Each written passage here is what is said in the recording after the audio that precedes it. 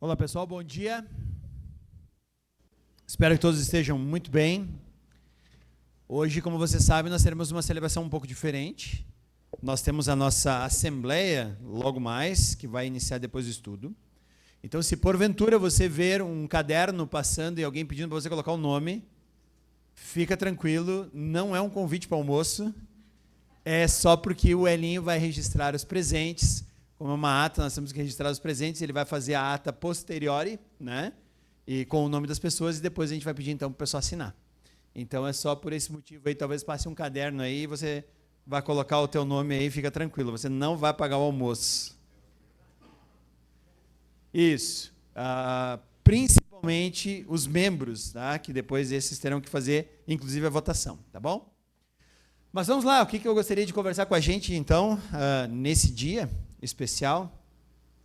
E a gente tem um grupo de leitura da Bíblia que iniciou no início do ano, fica legal, né? Fica redundante, mas foi ali que ele iniciou mesmo. E algumas pessoas, então, do ano passado continuaram, algumas outras pessoas entraram, algumas pessoas saíram. E nós estamos, se você está acompanhando o grupo lá na leitura, nós estamos lendo o livro de Atos dos Apóstolos, que eu acho extremamente importante, é um marco na história, não só do Evangelho e do seu início, como da igreja, da formação dela e tudo mais.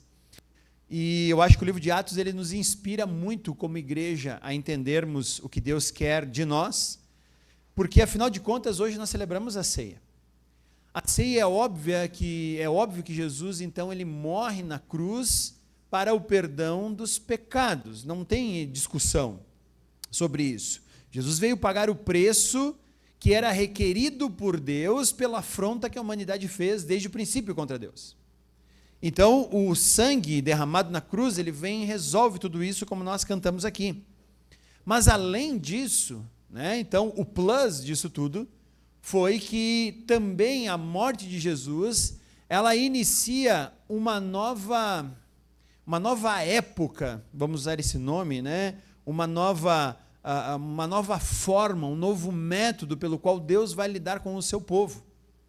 Porque até então nós tínhamos o Antigo Testamento, Deus havia eleito então Abraão, e a partir dos descendentes de Abraão, que eram o povo de Israel, então Abraão, Isaque, Jacó, depois ele vira Israel, ele tem 12 filhos, esses 12 filhos dão nome às 12 tribos de Israel, e Deus vai escolhendo revelar a si mesmo por meio dessas 12 tribos, da qual ele separa os levitas, e os levitas especificamente seriam aqueles que apresentariam as ofertas e diante do povo, diante de Deus, e levaria também, então, diante do povo aquilo que Deus requeria. Depois, então, vem os reis, né, onde da linhagem de Davi vem o rei que governaria Israel, e Deus faz uma aliança também com esse rei. Mas a aliança abraâmica do princípio, desde o início, ela sempre foi que por meio de Abraão, todas as famílias da terra seriam abençoadas. Então, você diz, peraí, então todas as famílias da terra não é só o povo de Israel, não é. E com a igreja, o surgimento da igreja, obrigado Clóvis, e o cumprimento de algumas promessas do Antigo Testamento, como por exemplo, quando o povo receberia o Espírito de Deus, e aí eles seriam então levados a apresentar um caráter moral de acordo com a santidade de Deus, e seriam movidos agora não por seus próprios corações, não por suas próprias intenções, mas movidos agora baseados na pauta do próprio Espírito Santo. Surge um grupo que começa a ser cada vez mais amplo, que começa a ser cada vez maior do que a nação de Israel apenas. Então o livro de Atos nos mostra que Jesus veio pagar o preço do pecado, mas também veio estabelecer um grupo, que não é mais necessariamente uma família ou descendentes de Abraão, não são israelitas, mas esse grupo agora é o grupo no qual Deus vai fazer a sua manifestação, assim como colocar o seu espírito, levar a sua moralidade, a sua santidade, nesse grupo que depois com o tempo ficou chamado então de igreja. Então Jesus também veio comprar uma igreja. E igreja não significa um prédio. Igreja não significa um local. Eu sei que a gente às vezes, né, pelo mau uso do cristianismo através dos séculos, a gente passou a chamar a igreja de um prédio, né? Então, por exemplo, se você quer se localizar em Caxias do Sul, aí você diz assim, puxa, onde é que fica, sei lá, tal coisa? Você diz, lá perto da igreja de São Pelegrino. A pessoa mais ou menos, opa, tá, beleza, já sei, né? Então, como se a igreja fosse o prédio, mas, na verdade, a igreja não é o prédio. A igreja, elas são as pessoas. E, independente de onde elas estão reunidas, ali está a igreja, ali está a presença de Deus, ali está o Espírito, e ali, então, há esse corpo pelo qual Cristo, então, se apresenta. O livro de Atos nos mostra isso. Então, eu gostaria de te convidar agora a abrir num trecho muito conhecido do livro de Atos. Atos, capítulo 2. Você já deve ter lido várias vezes esse texto. Você já deve ter escutado pregações várias vezes nesse texto. Mas eu creio que esse texto ele é para nós algo extremamente importante, uma vez que ele nos dá direções das quais nós, como igreja, precisamos andar, alicerces sobre o qual o nosso cristianismo precisa estar estabelecido, formas pela qual a nossa vida em comunidade deve estar dirigida. Então, frequentemente, e eu espero que nós tenhamos a oportunidade de ouvir muito mais vezes estudos exatamente nesse trecho, porque eles nos ajudam a entender exatamente a igreja no seu todo. Atos, capítulo 2, versículo 42, até o final do capítulo, né, que é o versículo 47.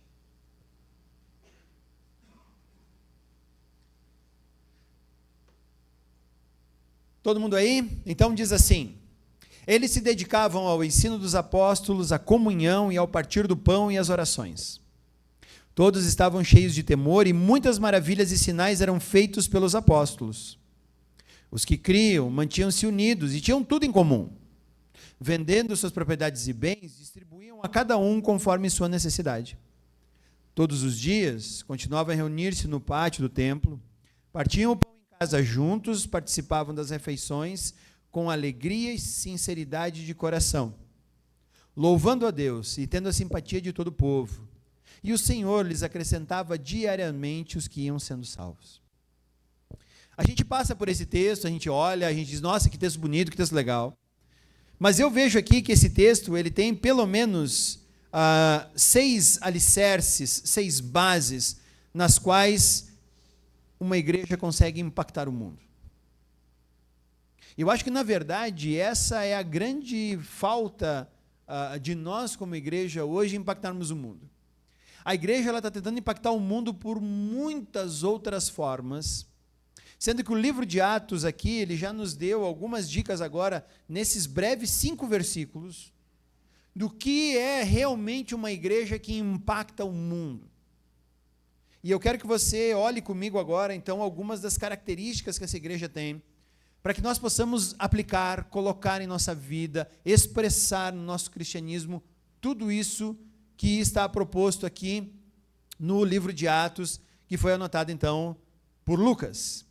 E o primeiro desses, não pode faltar, está bem na parte primeira do versículo 42, se dedicavam ao ensino dos apóstolos.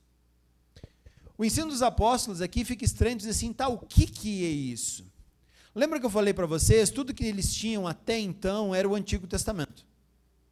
Então, para eles, a palavra era o Antigo Testamento, a revelação de Deus era o Antigo Testamento. Mas agora, a partir principalmente do evento de Pentecostes, agora os apóstolos, eles passam a ser aqueles que estão capacitados, direcionados, que foram eleitos por Deus para estabelecerem essa nova direção de Deus que vai nos conduzir do Antigo para o Novo Testamento. Então, o ensino dos apóstolos era nada mais, nada menos do que isso que nós agora estamos lendo como Novo Testamento. Porque se você olhar o Novo Testamento, o que são? Os apóstolos que andaram com Jesus falando a biografia de Cristo. Mateus, Marcos, Lucas, embora Marcos e Lucas não eram diretamente discípulos, né? Mas ouviram de Marcos de Pedro, Lucas de pesquisa e João, a biografia de Jesus. Isso é a doutrina dos apóstolos. O livro de Atos, narrado por Lucas, é tão somente o que os apóstolos foram fazendo e como eles foram dando fundamentos à igreja.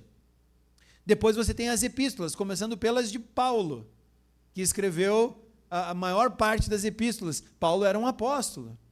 Aí depois de Paulo você tem Hebreus.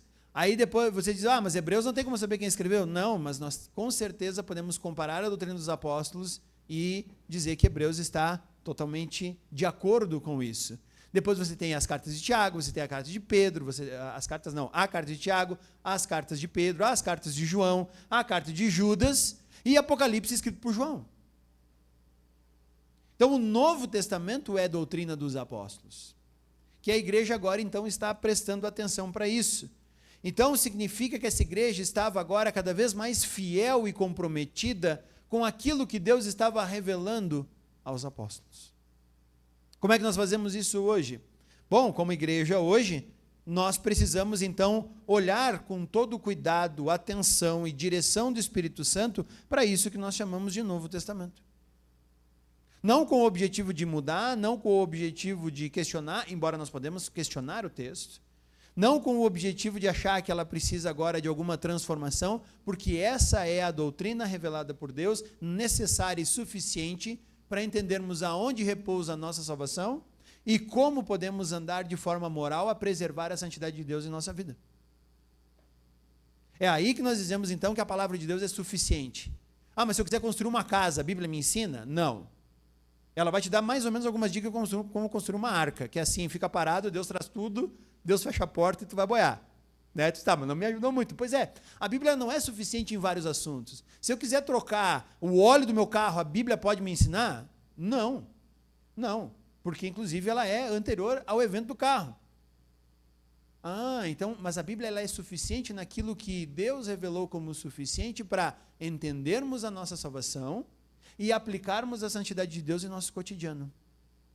Ponto. Ela não deixa dúvida sobre aonde está a nossa salvação, aonde é que nós precisamos confiar ou em quem, como devemos fazer isso, é nisso que a Bíblia é suficiente.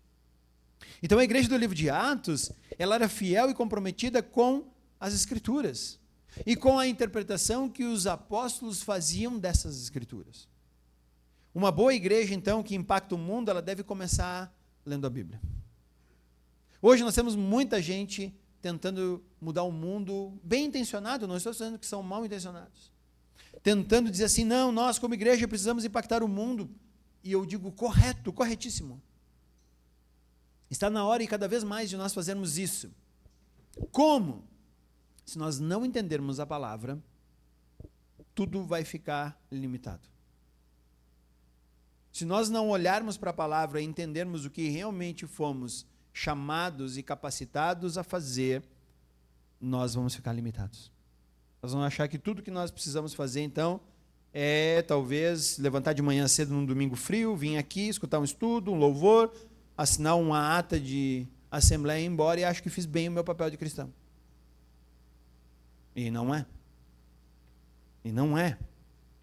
Então começa com um zelo pela palavra. A igreja que quer impactar o mundo, ela precisa conhecer muito bem o Evangelho. Hoje nós temos poucos cristãos exímios conhecedores do Evangelho.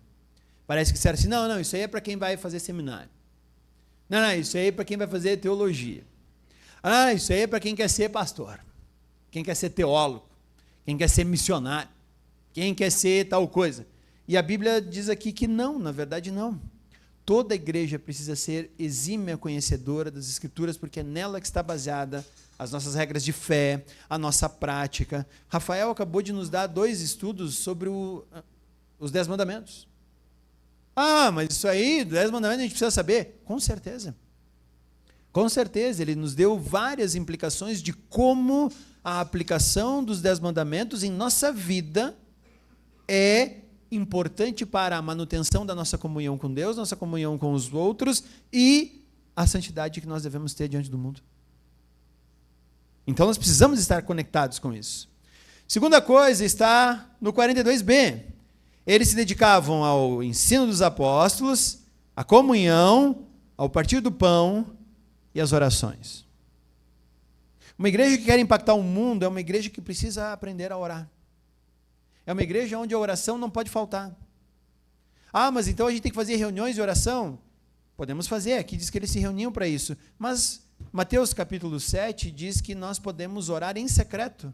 E o nosso Pai que está em secreto vai nos recompensar de forma secreta. Ele diz que quem gosta de ser visto orando pelas esquinas eram os judeus e fariseus. E eles já tinham ganho o prêmio deles. Por quê? Porque eles gostavam de ser vistos orando. Então, se o negócio é ser visto orando, eles iam para a esquina orando, o pessoal via e eles achavam que estava bom. Mas a igreja que ora é uma igreja que precisa entender que a oração é algo importante do seu dia a dia. A oração, ela é aquela capacitação de que nós vamos ouvir o Espírito Santo e não o nosso próprio coração. Quando nós vamos fazer alguma coisa, a primeira questão e as perguntas que deveríamos fazer é: você já orou sobre isso? E o pessoal para. Porque não orou. Não orou. Às vezes alguém diz: vai, Edgar, eu estou aqui com uma nova proposta de emprego, o que tu acha? Cara, o que Deus tem te falado sobre isso? Não perguntei para Deus. Perguntei para o meu bolso, para a minha conta bancária, perguntei se era mais interessante isso, se era mais interessante aquilo. Você não orou por isso? E eu não estou dizendo que não é para ir. Eu estou dizendo, orou? Eu estou pensando em me mudar aqui de Caxias, eu estou indo para, sei lá, vou para o Timbuktu, né? Vou para Bósnia e Herzegovina. Olha que legal, que bom. O que Deus tem te falado? Não, eu orei não. Vi aqui na internet que é barato, é bom, tem emprego, posso ganhar mais, estou indo. Tá? Estranho isso, né? Então, a oração, ela é aquele momento em que eu saio do banco do motorista e digo: Deus, dá uma andada aqui, eu estou indo para o lugar certo mesmo? Só para eu saber. Então, nesse momento, é a hora de pedir para Deus: Deus, tu está aprovando isso tudo que eu estou fazendo? Tu estás comigo aonde eu estou indo? Eu lembro de Moisés, quando foi colocado diante de Deus, Deus estava irado com o povo, e ele disse assim: não vou com esse povo, não vou. Eu vou fazer o seguinte, eu vou mandar um anjo poderoso, esse anjo poderoso vai na frente do povo, todas as nações que estiverem diante do povo, esse anjo vai matar, vai eliminar, e vocês serão estabelecidos no lugar onde tem que ir. Mas eu não vou com o povo, porque se eu for, eu mato o povo. Quantos de nós não gostaria disso? Anjo poderoso, abrindo caminho, matando gente, me estabelecendo onde eu devo, me dando o meu local de brilho, né? Muitos de nós talvez seríamos tentados a dizer: beleza, Deus, tranquilo, a gente se vê lá, tá? Então nós estamos indo. Moisés disse: não, se tu não for, não envia. Não envia. Porque a oração é esse momento de eu, inclusive, reconhecer que talvez as coisas que estou fazendo não estão de acordo com o que Deus está pedindo. As coisas que Deus está, que eu estou colocando, planejando e vivenciando, elas não estão de acordo com aquilo que Deus está, e talvez eu, assim como o povo de Israel, esteja fazendo até mesmo o que Deus me pediu, mas de uma forma totalmente desnecessária, que não agrada. Então, nós vamos olhar no livro de Atos, a partir desse capítulo 2, muitas e muitas vezes a palavra oração sendo repetida. Muitas e muitas vezes a palavra oração, oração, oração, e eles estavam orando, e eles oraram, e saíram para orar, e chamaram a Deus, e clamaram. Paulo, Pedro, a igreja, as pessoas orando. Isso é uma grande indicação. Então, nós precisamos ser uma igreja que ora, uma igreja que impacta o mundo. Ela conhece a Bíblia e ela ora. Não tem como escapar disso. Terceira coisa, no versículo 43, quando diz assim: todos estavam cheios de temor, muitas maravilhas e sinais eram feitos pelos apóstolos. Era uma igreja onde todos tinham temor. É uma palavra tão complexa hoje, essa palavra temor, que não é necessariamente ter medo, mas também não é não ter medo. Tá? É uma palavra extremamente complexa, mas havia um temor, uma reverência. Agora, preste atenção que o temor não é só dos líderes. O versículo começa dizendo que todos estavam cheios de temor.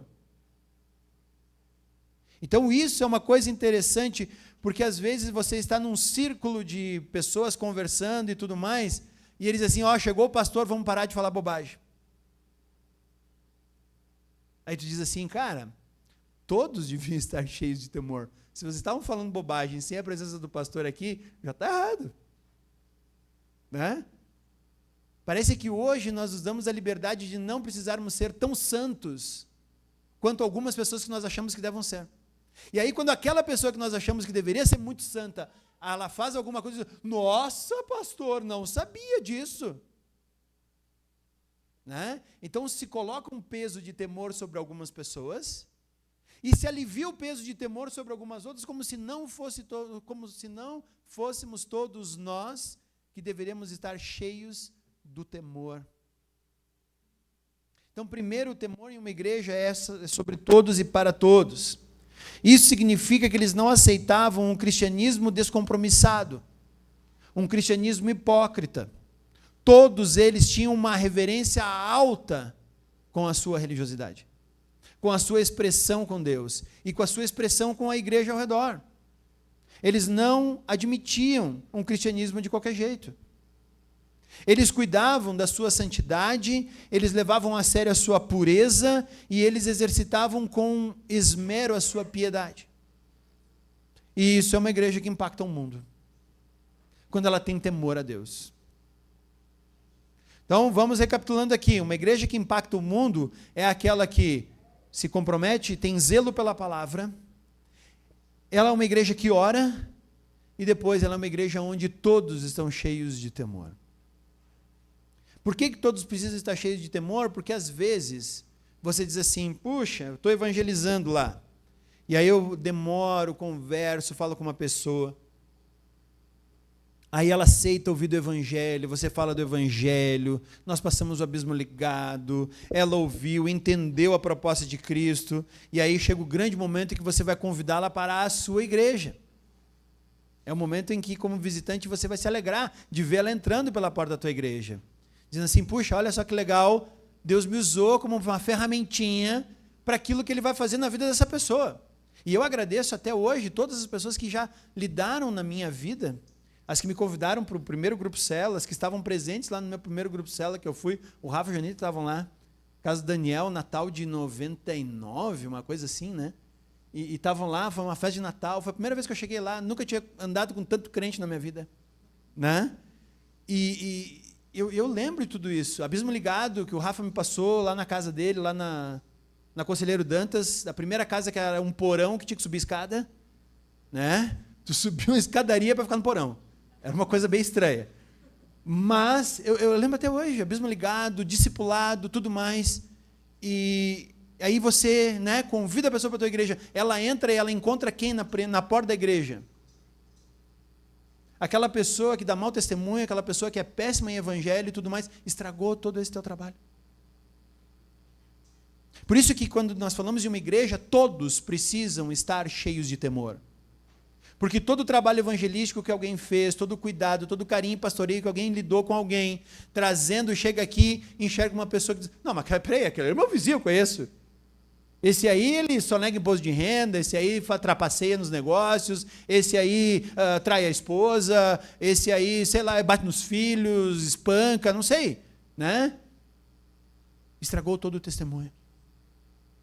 Por isso, quando nós falamos de igreja, nós precisamos que todos estejam cheios do temor. E quando eu não estou cheio do temor a Deus, significa que o testemunho da minha igreja vai ficar infligido. Por isso que eu tenho horror. O que eu tenho horror? Eu tenho horror a gente que me conheceu antes de ser crente. Porque, coitado, se alguém entra aqui antes de saber a transformação que Jesus tem tentado fazer nos últimos 24 anos, e só me conheceu de quando antes de eu chegar até Cristo, coitado dessa pessoa, eu vou ter que explicar dizendo, olha, esquece tudo aquilo, foi apagado, tá? Jesus está fazendo uma reforma completa, não é mais a mesma pessoa. Agora, quando a gente faz isso, mesmo depois de ter conhecido a Cristo, nós estamos estragando o testemunho da nossa igreja. Por isso que dentro de uma igreja, todos devem estar cheios do temor. E por isso é uma igreja que impacta o mundo. Não pode ter o fofoqueiro, não pode ter o intrigueiro, não pode ter aquele que causa intriga, que fala mal dos irmãos, não pode ter aquele que trapaceia, não pode ter aquele que sonega impostos, não pode ter aqueles que fazem adultério, não pode ter aqueles que dão mau testemunho na rua, não pode ter aquele que rouba, que furta, que mata. É por isso. Então o cristão é certinho porque Deus não deixa. Não, não é isso. O cristão é certinho porque ele tem temor a Deus. E quando ele estraga seu testemunho, o testemunho da igreja é sujo, é manchado, é comprometido. Por isso, ainda bem que na igreja de Atos todos estavam cheios de temor. Mas então a gente não pode ter erro nenhum. Não. A Bíblia fala que nós temos pecados, nós tratamos com pecados dentro da igreja, nós ajudamos na recuperação, na restauração, no perdão, e tudo isso, não tem problema. Mas nós precisamos estar cheios de temor, até mesmo para se arrepender, pedir perdão e recomeçar. Então, uma igreja que impacta o mundo, ela está zelosa pela palavra, orando constantemente, todos cheios de temor, mas tem mais uma coisa, versículo 46. Versículo 46 diz que todos os dias continuavam a reunir-se no pátio do templo. Partiam o pão em casa e juntos participavam de refeições com alegria e sinceridade do coração. Quando que eles faziam isso? Primeiras palavras do versículo 46, quais são? Todos os dias. Todos os dias. Há uma igreja que ela tinha alegria de se encontrar um com os outros. Ela tinha uma alegria no seu momento de expressar, no seu culto. Ela tinha alegria de dizer, puxa, hoje o grupo é aqui na minha casa. Ou ela tinha alegria de dizer, puxa, hoje o grupo é na casa do Willington. Que legal, vamos lá, vamos reunir. Vamos conversar sobre o quê? Vamos conversar um pouco sobre o Evangelho, sobre como o Evangelho impacta na nossa vida, mas vamos conversar sobre nossas vidas, vamos abrir alguns problemas, algumas dificuldades, algumas alegrias, algumas vitórias, algumas derrotas, vamos conversar sobre a vida. Então era uma igreja que estava constantemente alegre de se reunir todos os dias. E nós aqui, às vezes, já ouvi isso muitas vezes, domingo celebração, terça-feira grupo célula, não consigo mais fazer discipulado, não consigo mais encontrar com ninguém, não consigo mais fazer evangelismo, não consigo fazer mais missões, a igreja está ocupando todo o meu tempo. Tá bom, né? O que eu vou dizer? Você controla teu tempo.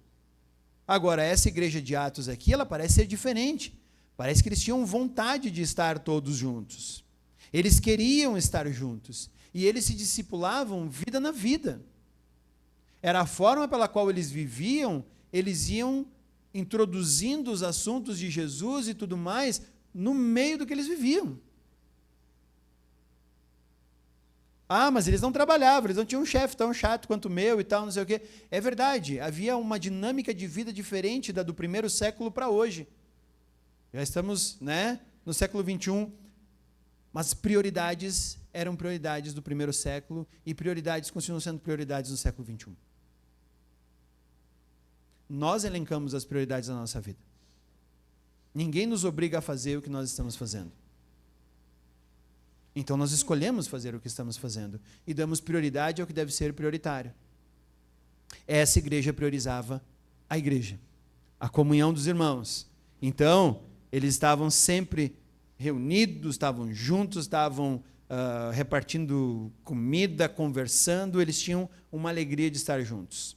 Essa semana a gente recebeu visita, parentes da Simone pelo lado do pai dela, que são todos ali de Juí até o fim das missões lá. E vieram em um grupo, e sempre que eles vêm é sempre muito divertido, porque a gente não se vê com muita frequência, mas a gente senta, a gente conversa, a gente brinca, a gente ri, é sempre muito divertido. E a gente esperou com bastante expectativa a chegada dessa família, que chegou na sexta, e ficou conosco ontem, e ia sair hoje de manhã. A Simone ficou com eles lá para dar café e despedir-se deles. Mas é sempre muito legal, muito divertido. Como igreja deve ser a mesma coisa. Nós temos que estar ansiosos e querendo que as pessoas nos visitem, nos vejam, conversem conosco e tenham papos profundos, e aí as coisas vão acontecendo. O problema é que hoje nós vivemos em uma sociedade onde nós estamos ficando cada vez mais isolados. Nossos apartamentos, a gente vai comprar apartamento por aí agora, não tem mais área de convivência. É uma sala-cozinha funcional, e eu não estou reclamando disso, mas é uma sala-cozinha funcional que dá para 2 pessoas, se botar 4 já ficou grande, né? 2 quartos, e aí o que te comunica isso? Às vezes 1 quarto e o outro vira escritório. Quando é que você vai conseguir receber os parentes que vêm de longe? Não tem como, né? Então a gente vai ficando cada vez mais isolado. Quando é que a gente vai fazer um grupo célula na nossa casa? Não dá. Quando é que a gente vai se reunir em algum... Não dá. É tudo muito pequeno. Aí nós vamos aonde? Nós vamos a lugares públicos, aonde às vezes dá para a gente fazer alguma coisa? Dá para conversar profundamente, dá para orar? Sim, já fizemos isso em vários lugares do nosso grupo célula, mas às vezes exige-se um momento mais profundo, em um lugar talvez maior, mas menos coletivo. Nós estamos vivendo em uma sociedade que está nos levando cada vez mais ao isolamento.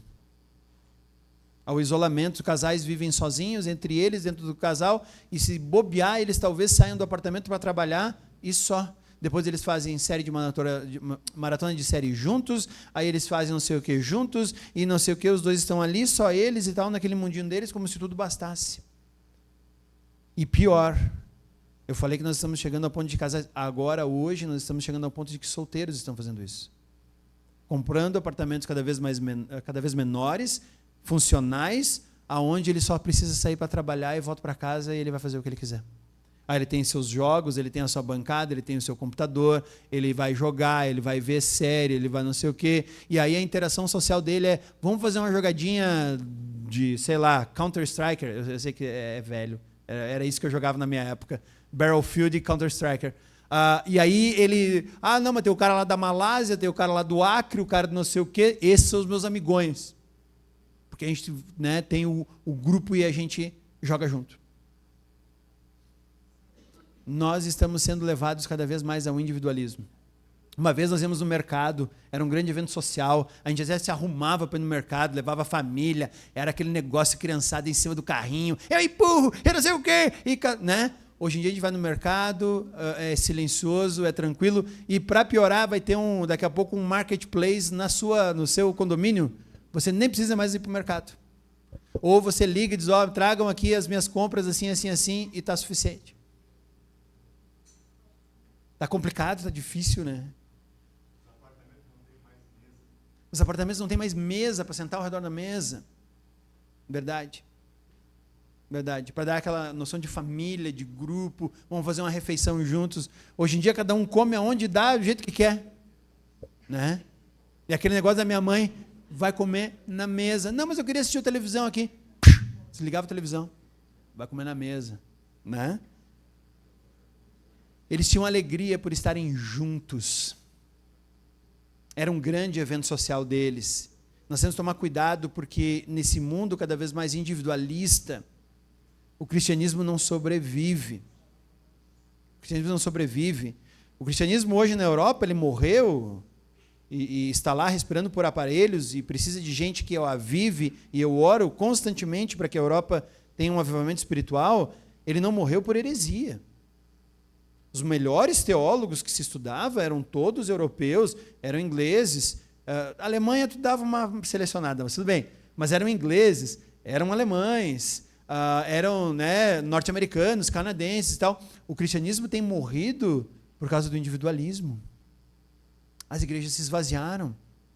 Não há mais para quem pregar, o pessoal não vai mais. E isso tudo está gerando um grande problema. Entre outras coisas. Então eles se reuniam e tinham alegria para se reunir.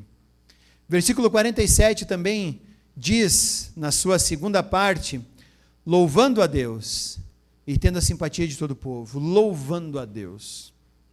A vida deles era um louvor. Não era só um momento de 20, 30 minutos durante o culto. A vida deles era uma forma expressa de louvar. Então, uma igreja que contagia o mundo, ela tem que ter uma expressão de alegria em sua vida. Hoje, nós cristãos somos os bichos mais reclamões que eu conheço. Eu vejo e trabalho com um monte de gente que está fazendo e tal, não sei o quê. Aí tu diz assim, não, vamos lá falar com o pessoal da minha igreja. Ah, não. É difícil, é complicado, é frio, é quente, precisa usar muita roupa, precisa usar pouca roupa, eu não tenho tempo, não dá, não sei o quê. Puxa vida, cadê a alegria da igreja? Cadê o contágio que a igreja precisa ter, a vida de louvor? Porque o culto que nós fazemos é apenas uma manifestação da nossa vida em Cristo. Se nós achamos que é isso aqui que vai nos dar a carga para vivermos lá fora, a gente está tentando fazer a coisa ao contrário. Nós estamos tentando fazer a coisa ao contrário. Na verdade, nós vivemos uma vida tão intensa lá que nós queremos vir aqui participar e, inclusive, ter um tempo de comunhão entre nós de tudo aquilo que nós fazemos. Então, o culto é apenas uma manifestação da nossa vida. Isso tudo no meio de um mundo onde eles estavam sendo perseguidos e hostilizados. Então você diz, não, mas a era era diferente. Sim, era bem diferente. Eles eram perseguidos e eles eram hostilizados. Capítulo 5 de Atos, versículo 40 e 42, diz assim: eles foram convencidos pelo discurso de Gamaliel, chamaram os apóstolos, mandaram açoitá-los, depois ordenaram-lhes que não falassem no nome de Jesus e os deixaram sair em liberdade. Os apóstolos saíram do sinédrio alegres por terem sido considerados dignos de serem humilhados por causa do nome. Todos os dias no templo e de casa em casa não deixavam de ensinar e proclamar que Jesus é o Cristo. Os caras são presos, estavam quase levando eles à pena de morte, ou a petição da pena de morte, a mesma foi pedida para Cristo. Gamaliel faz um discurso, ouvindo o discurso de Gamaliel, o sinédrio está, beleza, vamos deixar assim, mas não sem antes dar uma tunda neles. E eles saem como do sinédrio? Alegres. E disseram, tomaram essa tunda aí, não falem mais o nome de Jesus. Eles saem, não pararam de proclamar um dia sequer que Jesus é o Cristo. Atos capítulo 6, versículo 15. Se fôssemos ler aqui, tinha que ler todo Atos. Quando Estevão vai dar o seu testemunho, ele é apedrejado pelos judeus, e o versículo 15 diz que, olhando para ele, todos os que estavam sentados no sinédrio viram que o seu rosto parecia o rosto de um anjo. O cara estava sendo morto a pedradas, e tudo que ele conseguia era resplandecer a glória de Cristo nesse momento. Agora pede para um pessoal da nossa igreja levantar domingo com 6 graus para vir para uma ceia. Estão vendo como as prioridades mudam? Estão vendo como as coisas são gritantemente diferentes?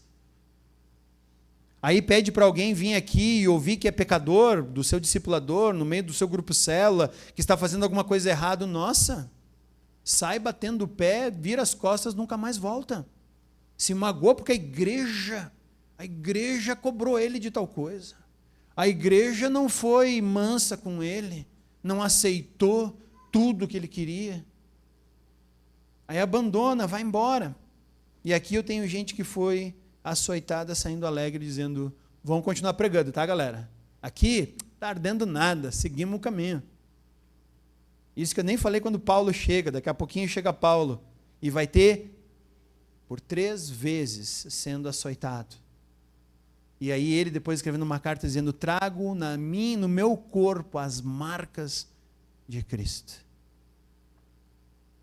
A gente não pode nem sujar a mão no lodo da enchente que pode pegar leptospirose. Que coisa, né? Então, a igreja que contagia, que impacta o mundo, ela tem o louvor como sua forma de vida. A vida dela é um louvor constante a Deus.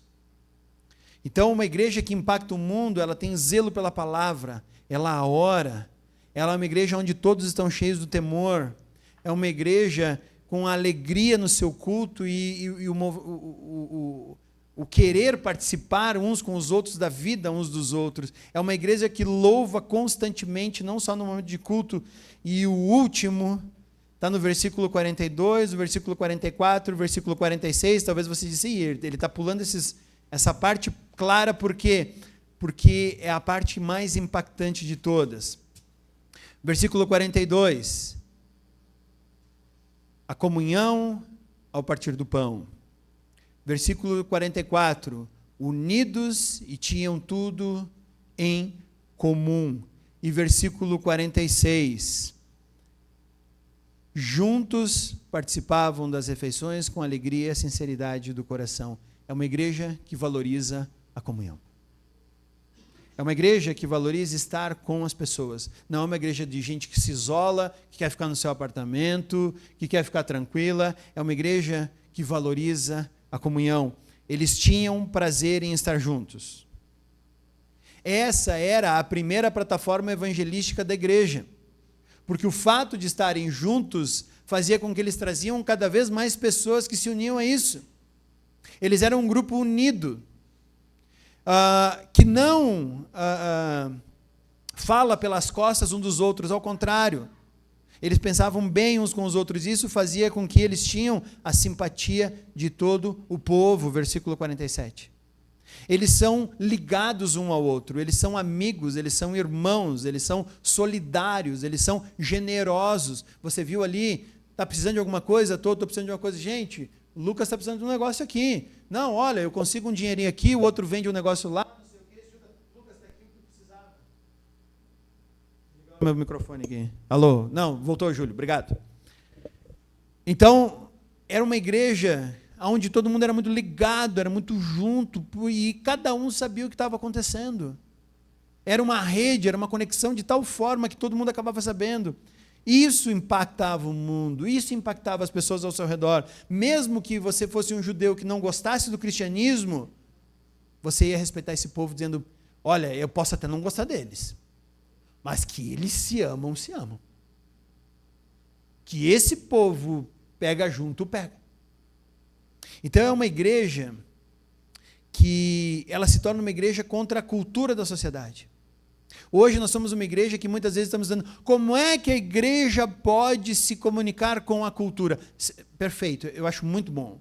Porque a igreja ela é colocada dentro de uma cultura para falar a pessoas de dentro dessa cultura, mas ao mesmo tempo ela precisa ser uma igreja sagaz o suficiente para dizer, esse elemento cultural não está certo, vamos puxar para cá. Vamos trazer essa pessoa para cá. E aí ela se torna um cristão contracultural. Onde o mundo fala, estamos aqui no individualismo. Eu digo, cara, eu gosto muito de estar com o meu povo, tá? Ah, não, mas é muita gente, é muito complicado. Quantos memezinhos eu vejo no meu Instagram lá, que o pessoal coloca, eu não sei exatamente assim, se são pessoas, se é um Instagram, ainda estou tentando entender esse negócio. Mas aí é tipo um memezinho assim, eu indo para casa depois de ter interagido numa festa. E aí, pam, fechando a janela, fechando o quarto, se isolando. Não, cara, eu não, eu gosto, tá? Eu gosto de estar com o meu povo. Ah, não, mas olha aqui, isso aqui a gente vai fazer o seguinte, sempre fizemos esse negócio de meia nota tal. Não, mas peraí, esse negócio de meia nota com nós cristãos não vai funcionar. Né? Não vai ser assim. Ontem, fomos visitar uma outra pessoa que essa família estava junto, levamos para eles para uma outra cidade que tem outro pessoal da família. Cheguei lá, aí nós tinha o jogo da Euro, estava passando Holanda e Turquia, e aí alguém disse, pai, e o jogo? Não, eu boto aqui e tal, não sei o quê. Eu vi um negócio dele e disse, cara, como é que funciona esse negócio aqui? Não, isso aqui é um negócio que ele pega todas as antenas digitais de satélites do mundo, não sei o quê, e eu vejo tudo aqui. Eu digo, tá, então tipo, tu tem Sky aí dentro, tu tem net, não, tu tem tudo aqui dentro. Tá, e tu paga quanto de mensalidade? Não, não paga nada. Opa, tem algum problema. Algum problema. O pessoal que assina net, esses negócios aí, está pagando, então, inclusive, mais do que deveria, porque tem gente copiando sinal, é isso? Dá rolo? Não, mas isso aí, se tu for pagar, onde é que já se viu, não sei o quê, e tudo mais, e toda aquela ladainha, né? E tu diz, não, beleza, tá bom, tranquilo. Não, porque se eu for pagar todos os impostos, eu fico pobre e tal, não sei o quê, vou passar fome. Tá? É a tua opção, realmente. Talvez você vai ter uma péssima concorrência. Teu concorrente que faz tudo errado vai sempre ganhar de você. Mas o valor da integridade de botar a cabeça no travesseiro e dormir bem, para mim, não tem preço. Para mim, não tem preço. Então, aí nós nos tornamos contraculturais. Não nos tornamos contraculturais porque, por exemplo, não, vamos fazer a marcha gay, né, marcha LGBT, chame como for. Não, então nós somos os cristãos, vamos lá e vamos dar um pau neles. Porque nós somos contraculturais. Nós vamos mostrar para esses caras quem manda. Gente, isso aí não funciona. Agora, quando no meu dia a dia eu vou fazendo coisas que vão contra a cultura na qual eu sou inserido, a coisa vai chamando a atenção diferente. E aí nós vamos ser conhecidos por sermos um povo esquisito, que eles até não concordam com a gente, mas que eles têm que reconhecer que a gente se ama. E a gente ama o nosso Deus. E temos temor a Deus. E não porque a gente está aí combatendo eles, indo lá bater em pessoas, fazer manifestos e fazer um monte de coisa, porque a Bíblia em nenhum momento diz que nós seríamos conhecidos por esse tipo de situação. Cristãos jamais seriam reconhecidos por passeatas, cristãos jamais seriam reconhecidos na Bíblia como bons cristãos por combater, fazer uma guerra santa e matar todo mundo que não é cristão e tudo mais. A Bíblia fala o contrário disso tudo. Mas às vezes nós como cristãos é o que nós estamos tentando fazer. E isso tudo está errado. Não é por esse viés. E aí, se nós fizermos isso e queremos ser uma igreja que impacta o mundo, pelo contrário, nós vamos ser uma igreja que escandaliza o mundo. Cada vez mais colocadas de lado, chamados esquisitos, malucos, doidos e tudo mais. Mas não é isso que o mundo tinha para dizer sobre esses homens aqui e essas mulheres que estavam lá em Jerusalém e estão narrados no capítulo 2 de Atos, do versículo 42 a 47, porque diz que eles tinham a simpatia de todo o povo. Não porque eles concordavam com tudo, entendeu? Mas porque, mesmo sendo contraculturais, o que eles faziam impactava o mundo. Queremos ser uma igreja que impacta o mundo? Queremos. Eu quero. Se você não quer, tudo bem, não tem problema. Pode se levantar e sair por aquela porta sem nenhum constrangimento. Eu quero ser uma pessoa que tem uma igreja que impacta o mundo. Como é que vamos fazer isso? Zelo pela palavra de Deus, conhecendo a palavra. Número 2, orando constantemente. Seja em casa, sozinho, seja com a tua família, seja no teu grupo célula, seja durante o culto, seja... eu quero fazer então uma reunião de oração na igreja. Não tem problema, pode vir, já fizemos isso várias vezes. Pode vir, não tem mistério. É uma igreja que tem temor ao seu próprio Deus. É uma igreja que tinha alegria no seu culto, aonde o louvor é a sua forma de vida, e uma igreja que valorizava a comunhão. Queremos ser uma igreja que impacta o mundo? Então nós temos que reproduzir esses valores. Porque isso fez dessa igreja uma igreja impactante. Porque eles levavam a sério o sacrifício de Cristo na cruz. Isso agora então nos remete a essa mesa onde estão postos aqui elementos que simbolizam o sangue e o corpo de Cristo. E essa igreja sabia que a única fonte na qual repousava sua segurança espiritual e sua salvação era o sacrifício de Cristo. Então eu quero convidar a cada um de nós aqui que já entendeu o sacrifício de Cristo, que sabe o porquê ele foi até aquela cruz, a participar desse momento como ceia. O pessoal do louvor tem uma música para nós cantarmos aqui. Enquanto o pessoal canta, nós vamos buscar esses elementos e depois nós participaremos juntos desse momento especial.